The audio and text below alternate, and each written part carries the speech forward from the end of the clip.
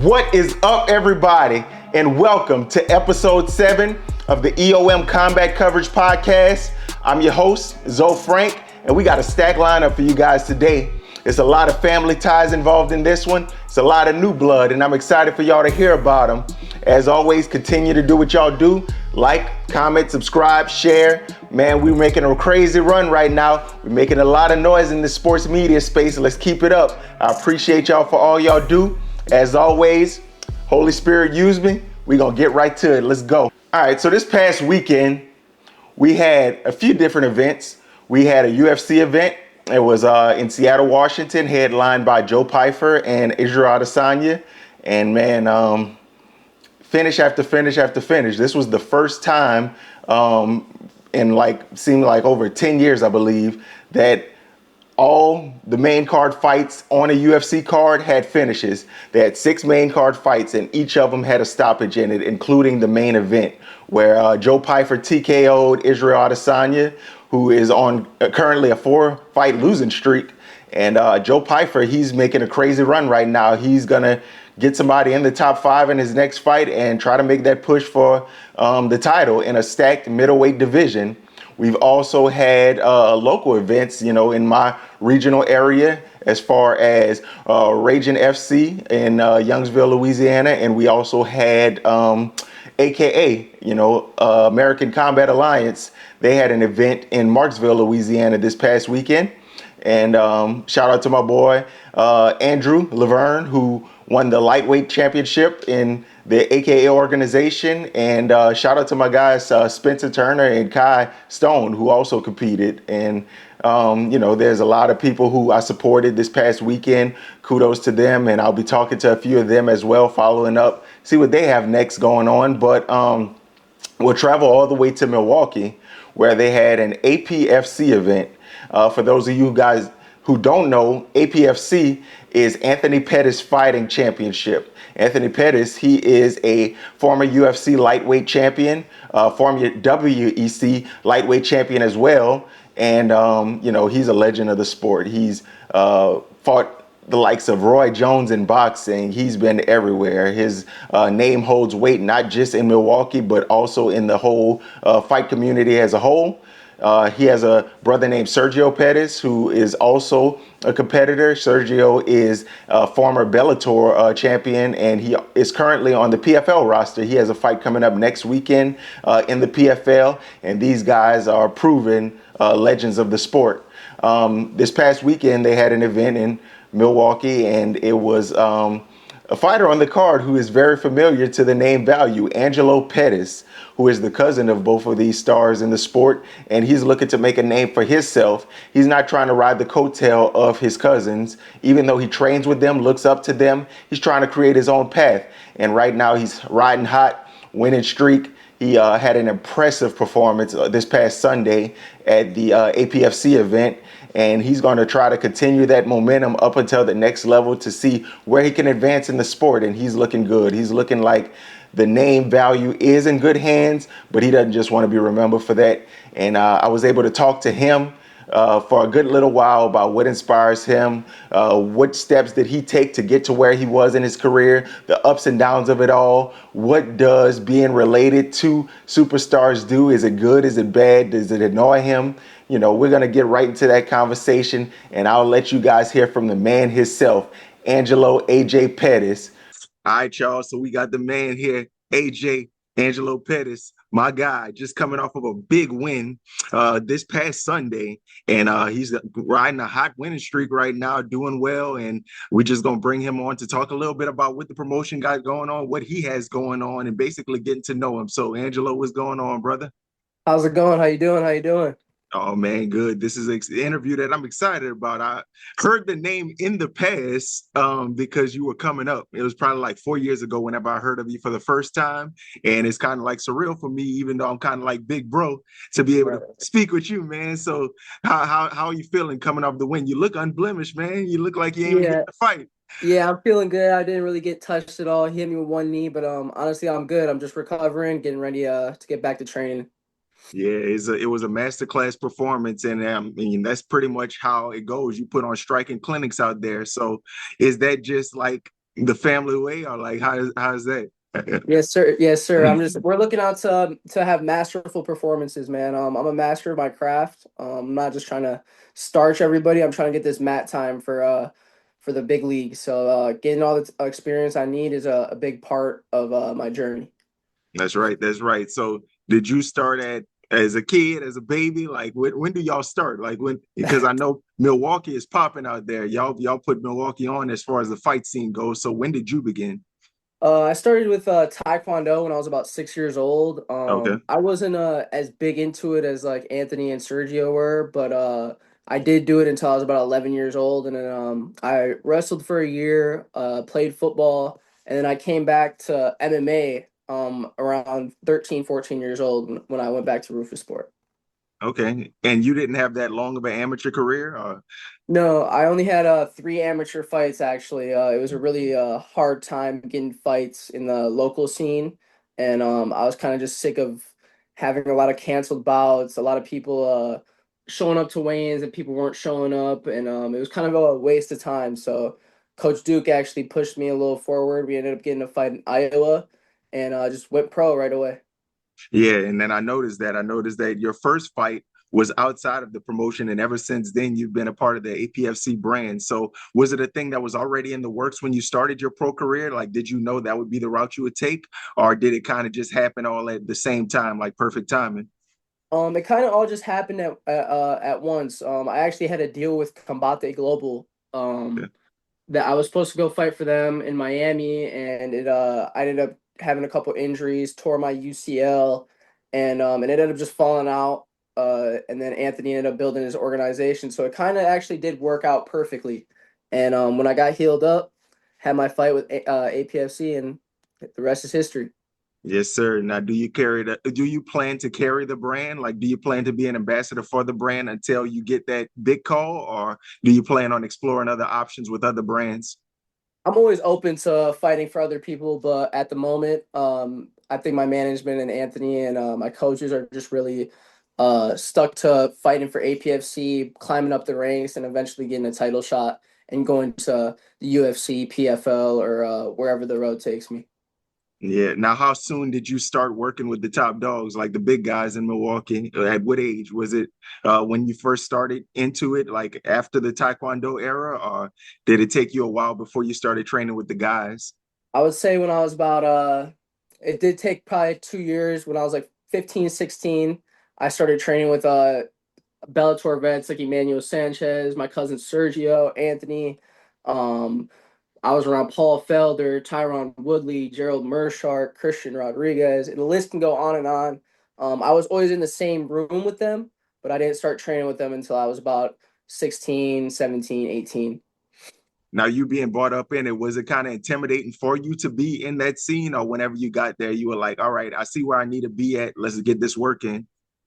Honestly, at first it was a little intimidating. I wasn't the most athletic kid growing up. I was a little chubster, but eventually I was like, you know what, this is what I want to do with my life, and I took that jump forward to really pursue it as a career.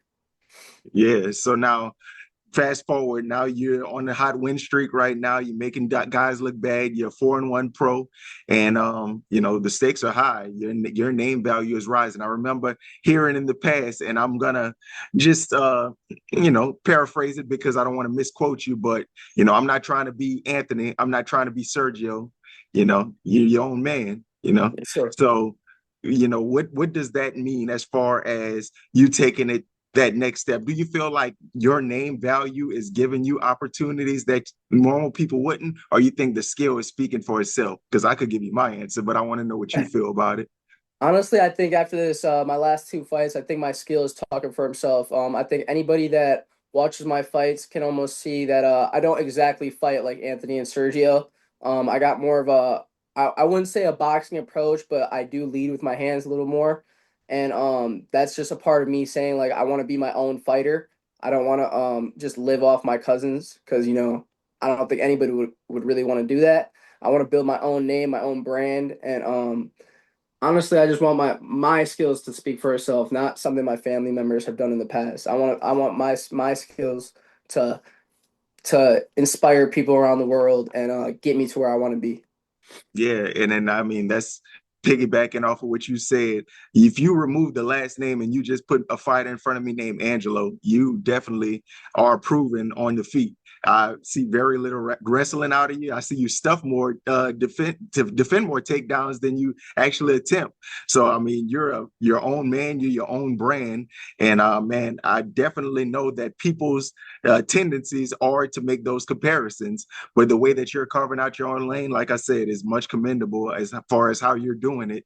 Um, as far as APFC goes, are there names that are thrown out your way and you have, pickings, or is it a thing where they throw a name out and you just like you and your team just decide, okay, whoever they put out in front of us, let's go? Or do you have it strategically planned how you're gonna move around and advance your career? Usually we'll get sent like a handful of guys, and they'll just kind of, it goes off of whoever says yes. Sometimes people will say no. Sometimes they'll have people want to push things back, and I say yes to whoever they send in front of me. I've never said no to a fight. I've never declined anybody. So my management kind of handles all that. My coaches handle all that, and we just say yes, and I show up on that fight day. Okay. Now, right now in your weight class, who's the biggest name in the organization Biggest name in the in the UFC or in APFC? in APFC?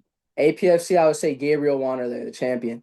Okay. Yes. Now he is that somebody who is in the potential future, or is that somebody that's a ways away? Because you're Uh, still young, man. yeah, that's a ways away for me at the moment, but I'm always open to the challenge. I'm always open to. My eyes are on the belt, and if he's not there when it's there, he's not there. If he is, so be it. Now, whenever you came up and started training, was it always something that you wanted to pursue as professional, or it was just your trend of wanting to try different sports and seeing what you like? Honestly, I think it was always in the back of my head that I wanted to be a fighter. I just didn't really know until I matured a little bit. I Mhm. say once I got to like my later teens, I was like, I want to be a fighter, and this is just who I am, and I went with it. Yeah.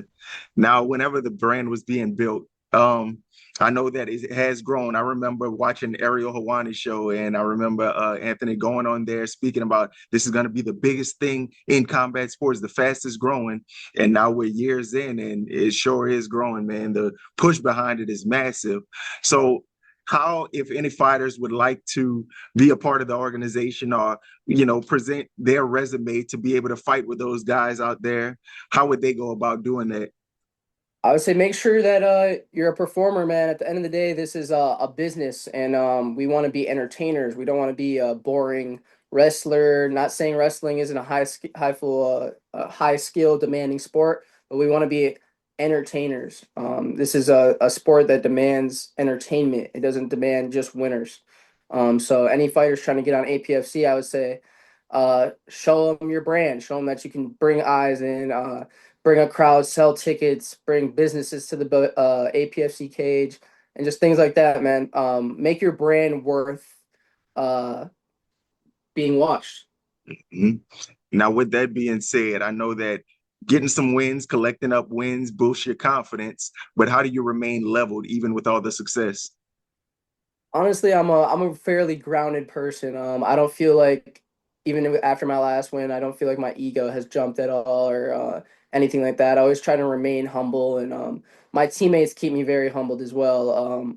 My coaches help keep me grounded as well, and I always know I can improve everywhere, and that's just the goal to keep improving. Yeah. Now, outside of fighting, I have a lot of young listeners and people who are really inspired by what you guys do. Whenever I started this podcast, I started this platform to introduce the sport to people who normally don't notice it and recognize it. So I've had boxers, I've had, bare knuckles, I've had dirty boxers, and, soon to be wrestlers and slap fighters. But now we're in the realm of MMA, and, people are really checking for you guys, looking for you guys who are on this platform. So, you have someone like you started off young, got to train and worked hard to get where you are. What advice would you have for somebody who's probably in the amateur rank, somebody who's trying to work their way up as far as what they need to do to get that recognition or to grow their brand? I would say always be willing to learn. There's a lot of people in our sport that think they know it all, especially at my level or even below me. They think they know everything just because and social media is of such a big part of our community, and it almost diminishes what martial arts was built on. You know, um, discipline, perseverance, things like that. You know, people almost shy away from that nowadays just to be able to be more marketable. I feel like always just being a good learner and knowing that you can always improve on things that you might feel like you know everything about. Because at the end of the day, we don't know everything. You know, even maybe in like things like this, maybe you don't know everything about being a podcaster or a good interview host. You know, you could always improve on areas. You never know everything. So, I would just say for the younger guys out there, always be willing to learn. And yeah, that's a big part. Are you one that's more hands-on with your career as far as the booking, the pay, and everything like that goes, or do you just let your management deal with it? I just let my management deal with it. I have tried to be more hands-on with it, but at this point in my career, I'm just letting God take me to where I want to be and letting my team kind of guide me in the right direction. I'm just letting the cards fall where they fall and just doing what I got to do to push my career forward. Yeah, nah, you let it out just now, but I want to ask you, like, what is your biggest praise God moment that you've had to this point in your career? I would say my last fight, man, after losing my head coach, Coach Duke Rufus, I was in a very bad mindset after that. You know, it was so sudden. The day before we were talking, chopping it up, talking about we were gonna come into training, and then he just passes away out of nowhere. So it was kind of just like it was a very shocking moment, and I feel like God kind of carried me through those last couple weeks leading up to my last fight. I didn't know if I was gonna be able to fight without Duke, and I had people like my girlfriend, my dad, just tell me, you know, Duke would want you to fight. Duke would want you to show up for yourself, and I feel like God was kind of over my shoulder, just telling me, you know, keep going. And I went the whole 3 rounds. I just feel like God was right there with me the whole time. Like I had an out of body experience almost. And yeah, just losing my coach and being able to still perform on such a high stage like APFC, that was one of my most high praise moments for sure. Yeah. Now, as far as that goes in your career, I know like you've been a praying man before that, but with your faith being tested in that way, what drove you to be able to stay persistent and stay in it, stay grounded in that mindset? Um, you know, I didn't grow up in the best areas coming up. I didn't have the most best like people to keep me in a safe space. I seen a lot of violence growing up, a lot of drug abuse, and I always keep that in the back of my head. And my younger self, I always keep him there, and always ask myself, what would he be thinking? What would he see if he's seen where you were at right now? And I always bring that's my younger self up, and almost use him as an example to just keep going, because I've been in some bad mindsets before, and I never want to go back to that space. So. Was Duke like your spiritual advisor as well as a coach? Oh yeah, for sure. Duke was a very anybody that knew Duke, he could talk for hours and hours and hours about spiritual advice. And actually before he passed, he was getting more into the word of God and getting back kind of getting towards religion. And it sucks that he passed, but I know that he's in heaven, you know. And it's just crazy the way things work out, man. It's crazy the way the world works, but I know God was with him and God was with me. So, Yeah, definitely. Definitely. Now, as far as the rest of this year goes, do you plan on competing again?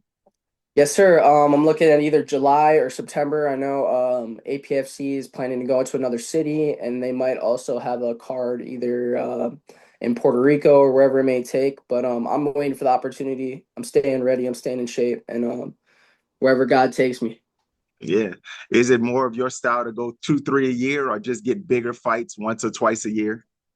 I wanna get at least four this year, man. I feel like I've really hit a curve, so I want to stay as active as possible. Yeah, I know. Like you had in 2024, I believe it was two fights that dropped off, and then so you got two in early. Yep. So yeah, it's very realistic. And looking the way that you look, it looks like you could go tomorrow. So yeah, Yes, I'm sir. I'm pretty sure you are ready, brother. But Yes. You want to shout out the guy who gives you the best work in the gym, who really pushes you in there? I'm gonna say Sergio Pettis, my cousin Sergio, man. He puts it on me daily, daily. So he's a big part of my game, and he actually has helped me through a lot of hard times in my life. So I'm gonna say Sergio Pettis. And he has a big one coming up, I believe, next week, huh?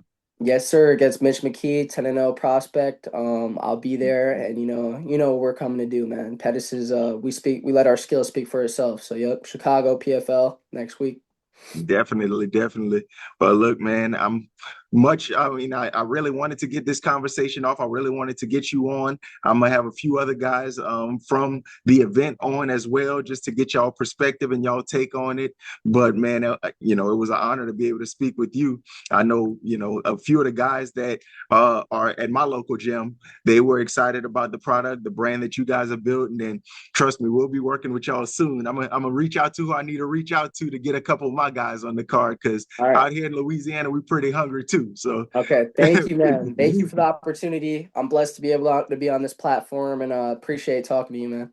nah, it's always a pleasure. And look, before your next event and after you get the dub as well, you welcome back anytime. I'm got you locked in, and you're a part of the family now. Let's go. Ladies and gentlemen, Angelo AJ Pettis, just coming off of a dominant win, APFC performer, poster boy for the brand, soon to be UFC champion in the coming future. How old are you? I'm 22 years old. 22 years old, 4-1 professional, getting it done, making it look easy against the guys that he's fighting against. So be on the lookout, guys. Angelo, pleasure having you.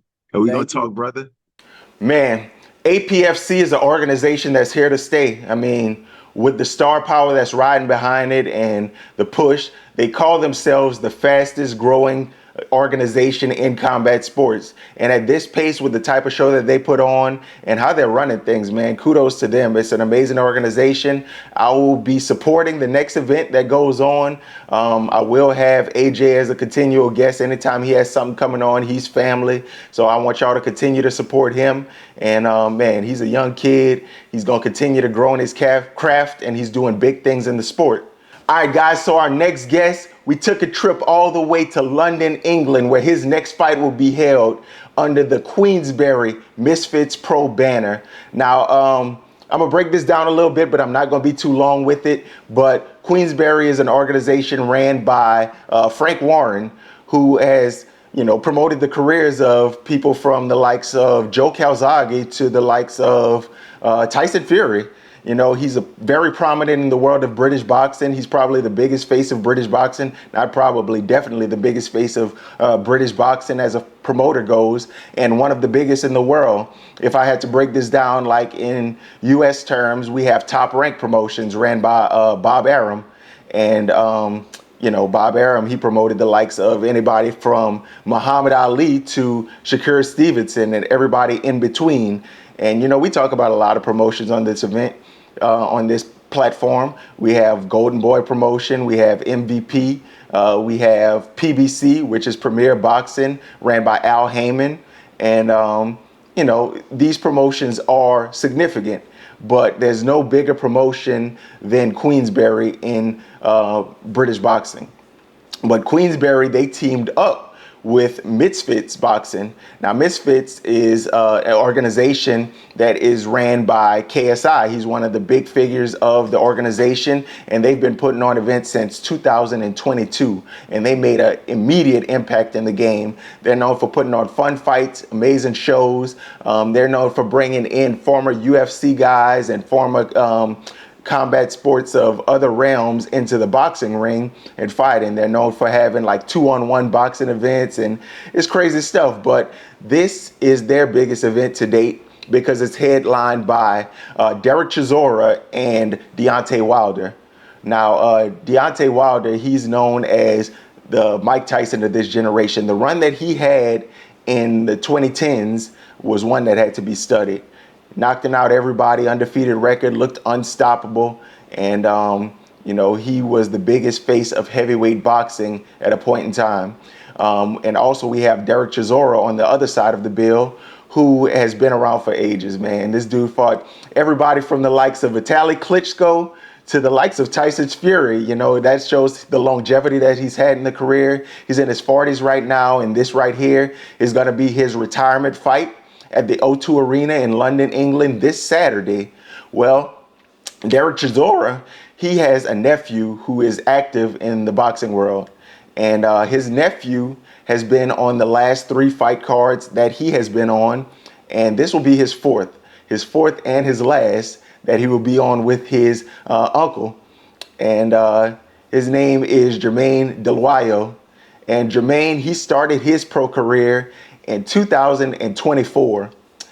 We're in 2026 right now, the beginning of 2026.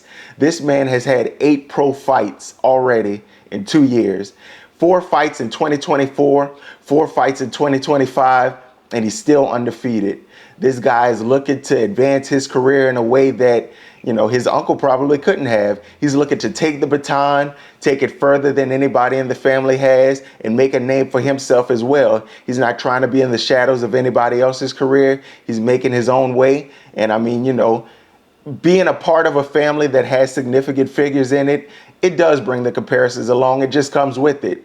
But it's how you carve out your own lane. And that's what this brother is doing. He's serious. He's focused. He's fighting this Saturday at the O2 Arena. And we were honored to be able to speak with him about the upcoming bout and wish him battle into the fight, wish him success into the bout. And man, I'm excited to let y'all hear from my conversation that I had on yesterday with Germaine God's Plan Dhliwayo. Hope y'all enjoy. So Jermaine, man, how you feeling, man? It's fight week. We a couple days out, man. How you feeling going into this one, man? Nah, man, I'm feeling good, man. I've worked hard, prepared myself well, and just ready to go, man. Do you feel like the preparation for this fight is different than any of them in the past? Oh, most definitely. I've been training since Christmas, well, even without a date, man. I've just been training. So I've been in the gym every day. I mean, for the people who don't know who you are or don't know about you, I mean, you just went pro 2 years ago and you're already 8 fights in. I think you fought like 4 fights in 2024, 4 fights in 2025. So to say you've been in camp, I mean, you constantly in camp seems like, huh? It does seem like that, man. I'm always fighting. Yeah, man. So is this one more challenging or more strenuous because of what's at stake, or is it just you're testing yourself more, being that you're growing in your career? It's just I'm testing myself more, being, yeah, like you said, I'm growing in my career now. You can't stay at the lower level forever, man. So it's time to step up. Right, right. Now, the significance of this card is supposedly it's your uncle's last fight of his career. And I know he's an extreme critic of what you do. He's real critical of your performances. So is it important for you to go out there and make a statement on his behalf in his farewell fight, allegedly? Yeah, man, it's important to me. Obviously, no pressure because obviously I've got to perform for myself, but it's good to start off the show with a bang and win, and then he's gonna win as well. That's right. Now, as far as your start in boxing, is it a family generational thing? Does a lot of your relatives and family members box, or is it just something that you knew you had in you from a young age? It's just something I knew I had in me from a young age. He was the first fighter, and then I just followed after him. Okay. Do y'all train together? Sometimes, yeah, but I train with my own coach. Okay. And how did you get that connection with your coach? Was it through him or was it It was something? actually I moved to London to pursue my boxing, and my uncle introduced me to my coach. And where are you originally from? I'm from this place. It's called Northampton. It's like up north in England.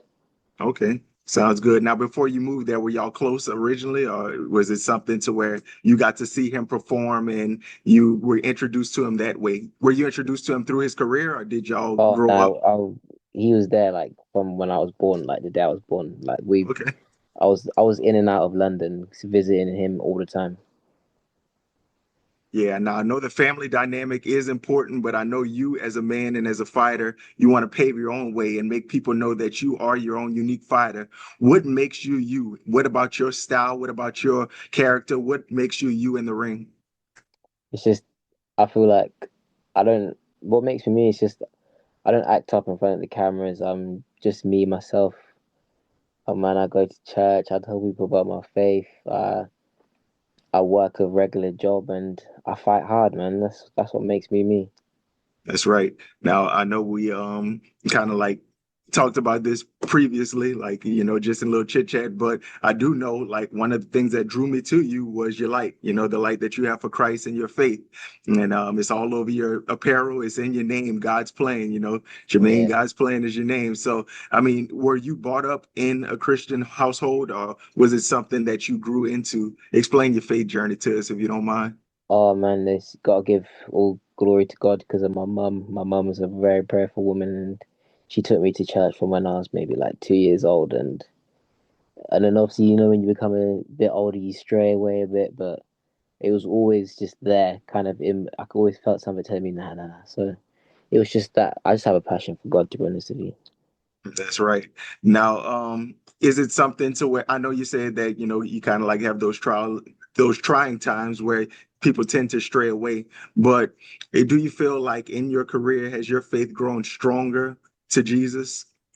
Oh yeah, most definitely. Because honestly, I don't think I wouldn't be boxing even if it wasn't for my faith. To be honest with you, like it just I feel like something about my faith and boxing. It just works in two. It's like they're connected. It just keeps me grounded, and it's just I feel like God's gonna use me and use me through boxing to show His glory. That's right. And what makes you unique in that platform? Like I know a lot of people, they'll just play the part. They'll, have the scriptures somewhere in their bio. They'll do a little thank you at the end. But what's the significance of actually walking it instead of talking it in this space, like in the combat sports space? Oh, see, like I'm not like I'm me. I'm not anyone to judge you. Like I said, I'm not perfect at all. But for me, like that is even though when I lost in the amateurs and things like that, I still went to church the next day. Like God, really, it's not just because of boxing that I'm I'm a prayerful person. It's just something that's always been within me. So yeah, it's just something that I've just always grown up with and just never faltered from.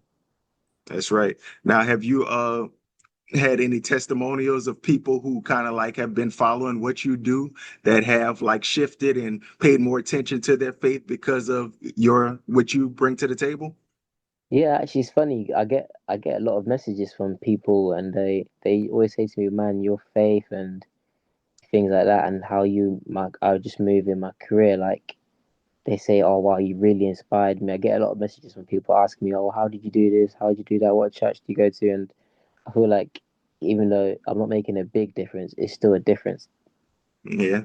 And I mean, even if you draw one in, man, there's a big difference. It's all for the body of believers. So salute to you for living the life and actually living it. Do you know what scripture is going to be on the shirts this week, or we going to have to find out?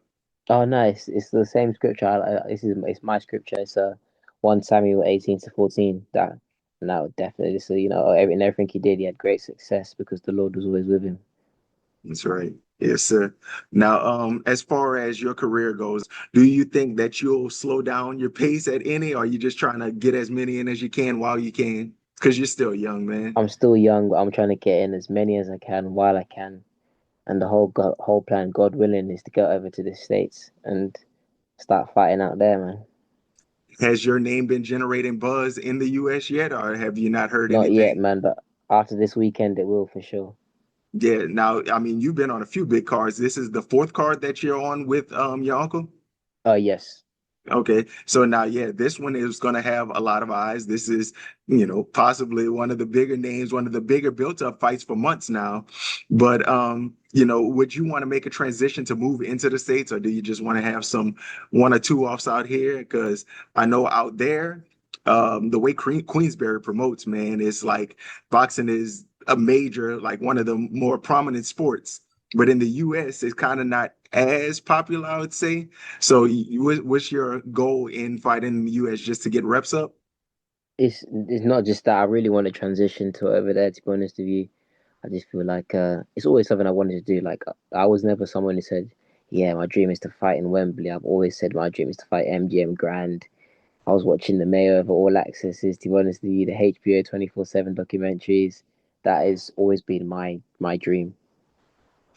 Is there any boxer that you pattern your style after? Um, you know what? I'm not gonna lie. I I used to really love Adrian Broner Okay, yeah, for how he was in the ring, not yeah, outside yeah, the yeah, ring. yeah. Got you. But really, I always get comparisons to Errol Spence and Okay. like Marvin Hagler. Yeah, for sure. Yeah. Yeah, and then I mean your speed is unmatched, man. I watch you work out and I watch you live, and man, that hand speed is different, bro. But what are you gonna do to stay leveled in this matchup and not get ahead of yourself? I know there's an opponent that you took care of easily that he took one of his L's to, but to not compare the two matchups and styles, what do you do to stay in line with your game plan? You always see me. I never ever overlook anyone because I've been there when you're hungry. You don't want to lose, and I've prepared like viciously for the best man that night, and I'm gonna come out victorious. Have you been with the same management team since you've been a pro? Yeah, since I turned over 258 management. Are you pretty hands-on, or do you like let them, do you prefer to let them deal with all the technical stuff like how much you make, booking the fights, or are you pretty hands-on with that? I let them, and I just get them to tell me what's going on, and if I don't like something, I'll let them know. So we just communicate.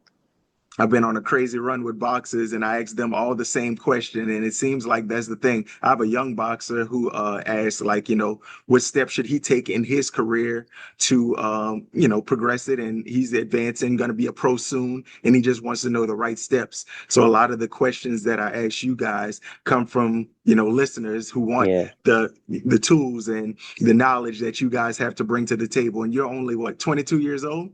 24, just turned 24. 24, man. So yeah, you're really young in the craft. This year you plan on getting three in again, four in? Yeah, most definitely. I'm trying to get probably 4, 5. What would you say has been the biggest milestone of your career to this point?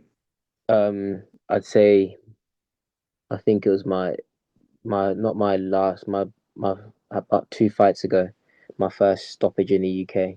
That was probably the that's when I think I kind of put people my name out there, like kind of separated myself. Obviously, I'm obviously Dutch or his nephew, but from that performance there, it showed like no, this kid can really fight. Like going into a big event like this or like one that's coming up, do you still get those jitters? Do you still get that nervous energy? Or are you cool? Because I know some fighters, they say that follows them throughout their career, but how is it with you? It's it's nervous energy. It's more like excitement because you're like you've prepared all these weeks now, and now it's time. You just really want to get in the ring and handle the business, man. Mhm.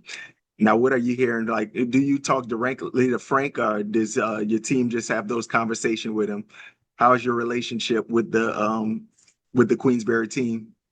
It's actually the promotion. It's actually Misfits promotion, Okay.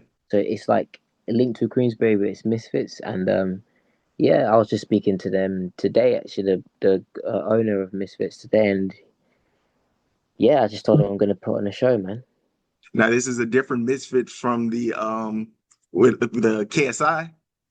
They've actually now joined together and made it a pro stable.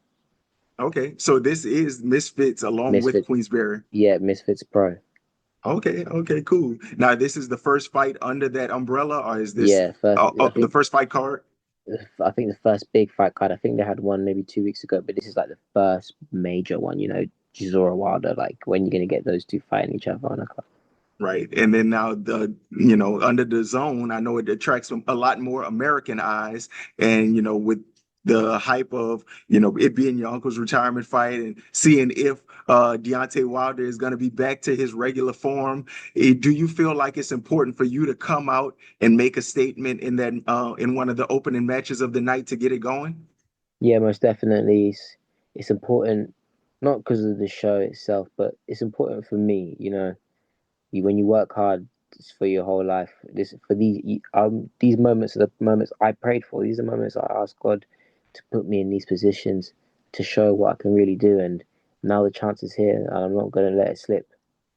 hmm Do you think that because is boxing your full-time job? Is that your career, or do you have anything on the side? I'm an electrical apprentice, so I work full Okay. time as an electrician, and obviously I box as well. But I train every day, like hard. So. At any point during the camp, did you stop working just to focus on training? Oh, Or yes, I ain't been to work for about 4 weeks now. Thankful to my job that they gave me the time off, and yeah, that's how serious I've taken this. yeah. And now, do you think you'll get to a point within the next year of you making that jump to fully transition into boxing? Is that a goal of yours? Let me say. Yeah, God willing, I want to get my qualification first, which hopefully I'll get by end of summer, and then after that, we'll see what doors open for me. Yeah, we're not going to go into details and negotiate your purse, what you make, and how your fight purse goes, and anything like that.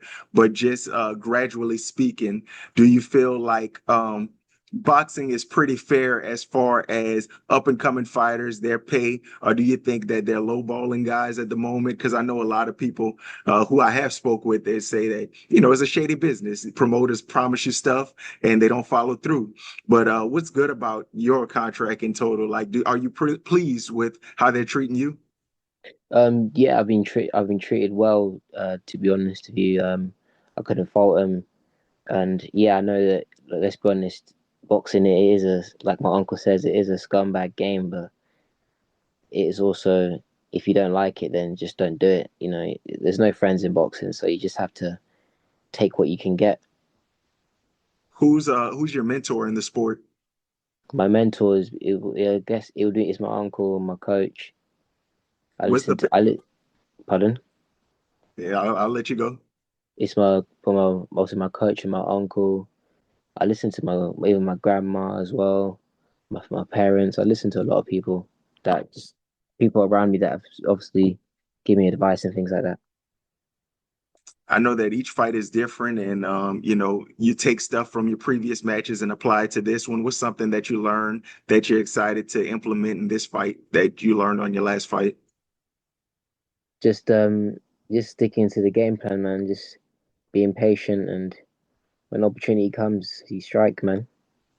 That's right. That's right. You seem confident. You seem ready. You're real chill, man. I mean, I know that that time is inching, but it looks like you're ready and you're built for the moment.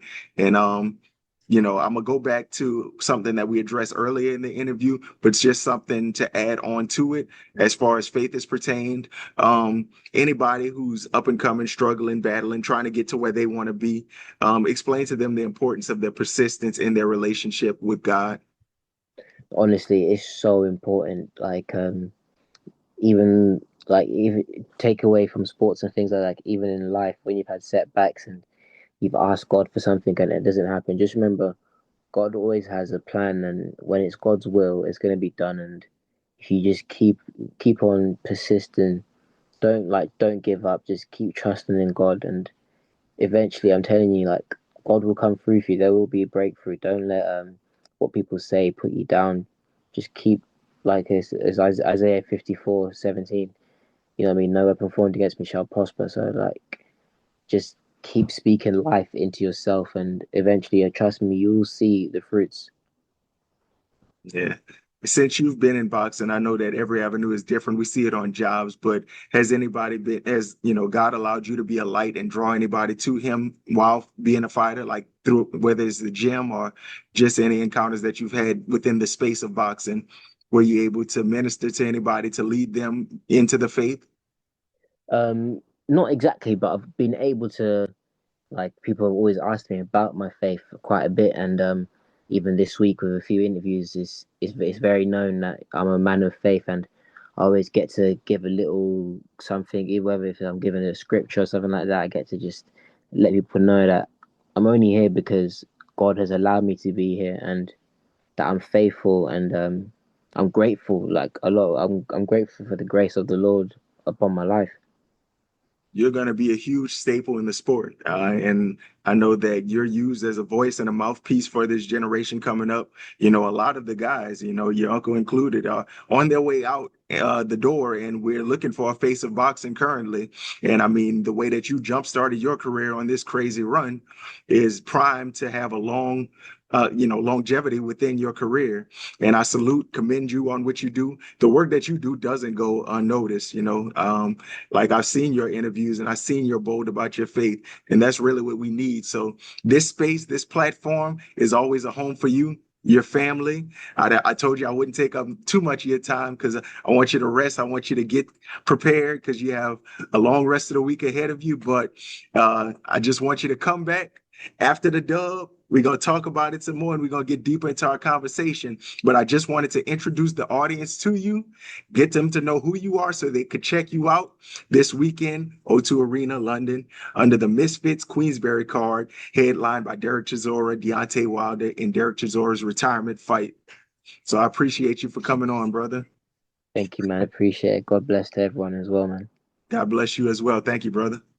Man, these were two young guys, man. These were two young guys who are hungry, who are ready. The next generation is now. I mean, we just keep ramping it up, guys. I mean, who else is putting together shows that features APFC, that features Misfits boxing, MVP boxing, UFC, slap fighting? Every organization in the combat sports world is being covered on this platform. And it's not just like, oh, well, what's next for your career? Who do you want to fight next? We're actually digging deep, getting the inside scoop, allowing you guys to know these people, because this is not one-offs. This is not just me talking to them to get their take before the fight.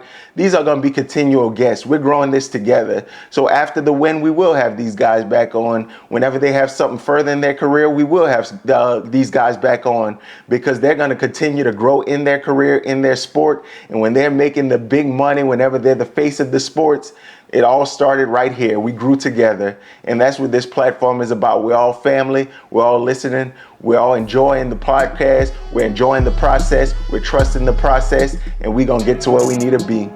This episode was a good one. Happy Resurrection Sunday to you guys and your families. Like, comment, subscribe, share. I love y'all. We're going to be back next week with another banger. Let's go.